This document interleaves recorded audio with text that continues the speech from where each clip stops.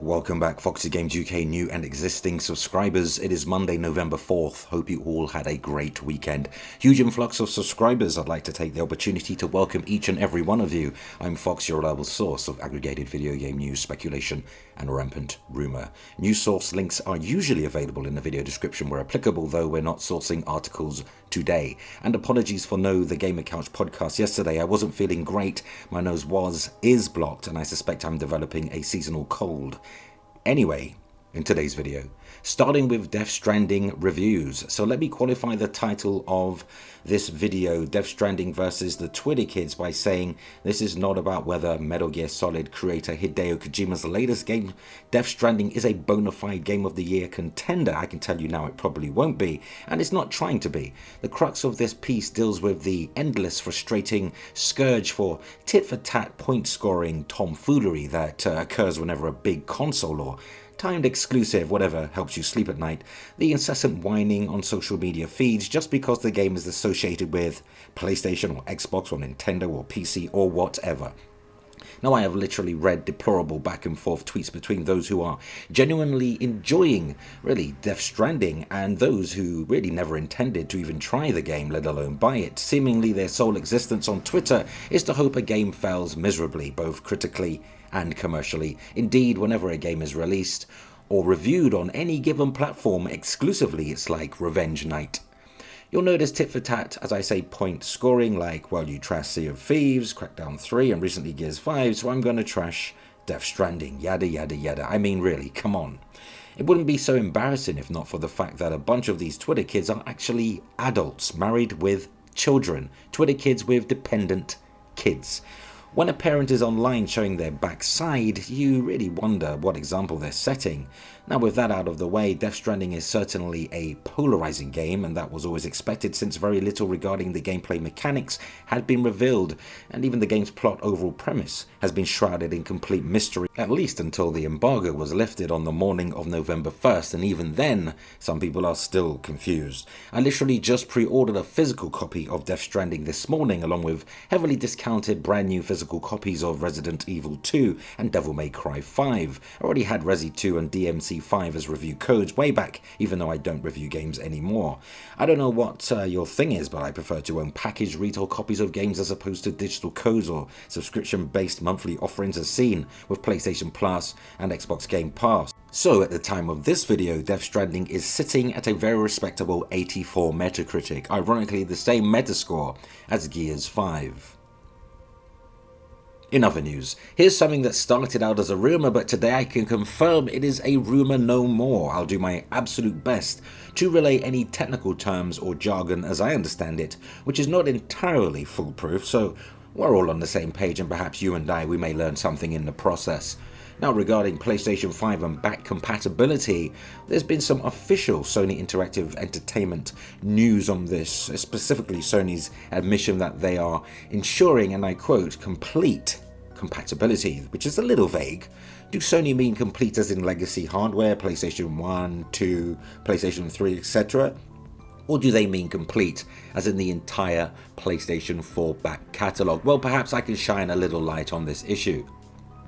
Now, having spoken with a trusted source this morning, and again this individual's wording was chosen extremely carefully, as you might imagine, non-disclosure agreements can carry a hefty penalty. Well, indeed, PS5 has been designed with the future and the past in mind, and you definitely want to hold on to that collection of classic PlayStation games you've been hoarding, because that day will soon come. And I recall some years ago Sony's Jim Ryan expressing little interest in backwards compat for PS4, justifying how graphically simple and basic a lot of the older PlayStation games look today, using PlayStation 1's Gran Turismo comparison to PlayStation 4's GT Sport. Not entirely fair, but there you go.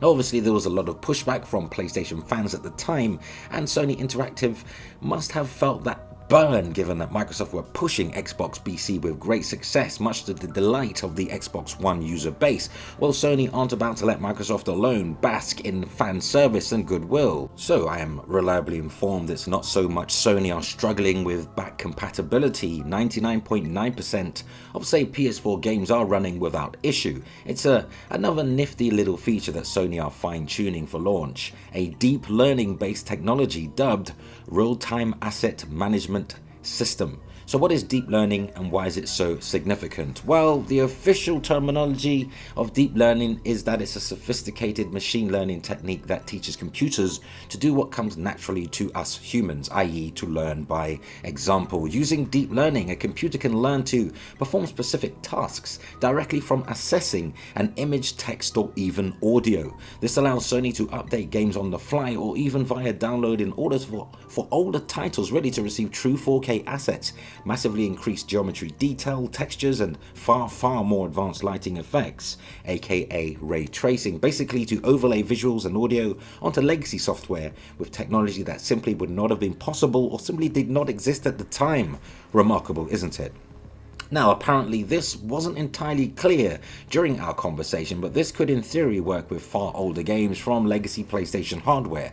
If you will, imagine a PlayStation 1, 2, or perhaps PlayStation 3 game that you really enjoyed that did not receive a remaster/remake on PS4, taking advantage of this deep learning technology. Metal Gear Solid 1, PS1, God of War series PS2, for me, the Getaway series, and the Mass Effect trilogy on PlayStation 3. Maybe not so much PlayStation 1 launch title Batter Arena Toshinden, but you get the point. You can literally think of any PlayStation 4 game taking advantage of totally new assets, geometry, far more refined character models, running at optimal frame rates, and all updated with a pristine 4K image.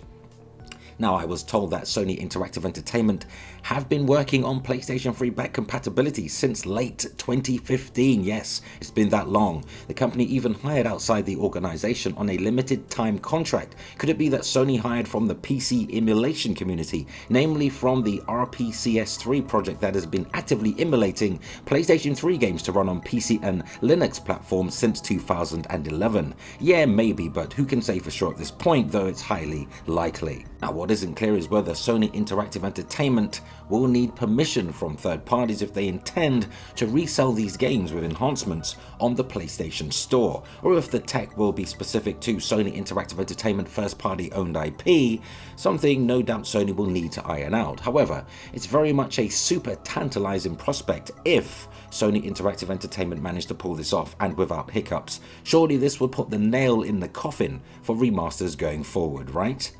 Though what say you? Go ahead, sound off, share your thoughts and opinions on today's news, because that unfortunately brings us to the end of another video, but let's continue the discussion cordially in the comments. And for all your current and next gen news updates, rumor and rampant speculation, why not hit the like button, spread the word, and yes, keep it locked to FOXY Games UK. Remember, relevant links where applicable can be found in this video's description. Subscribe to FOXY Games UK, remember to hit the notification bell so you never miss content, thumbs up if you like it here, and help us reach more like-minded gamers simply by sharing this video.